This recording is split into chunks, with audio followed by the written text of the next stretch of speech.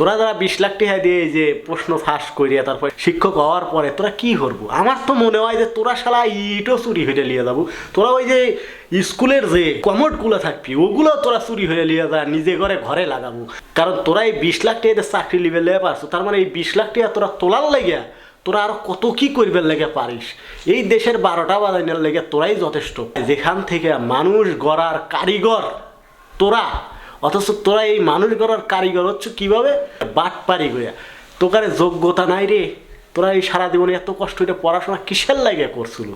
এত কষ্ট করে জিপিএ 5 পালু, এসএসসিতে এইচএসসি, তারপরে তোরা অনার্স পড়লু। এত পড়াশোনা করে তোকারে লাভ কি হলো যদি নিজেরা যোগ্য জায়গা দেবের লেগে না পারিস? তোকারে কি শরম করে না? তোকারে বাপ মারও শরম করে না? তোকারে বাপ মা আবার 2 দিন পরে কবি আমার সওয়াল সরকারি চাকরি করে। অথচ তোমরা যে কত বড় বাটপার, তোর বাপ মাও কত বড় বাটপার, তোকারে পুরো বংশই কত বড় বাটপার।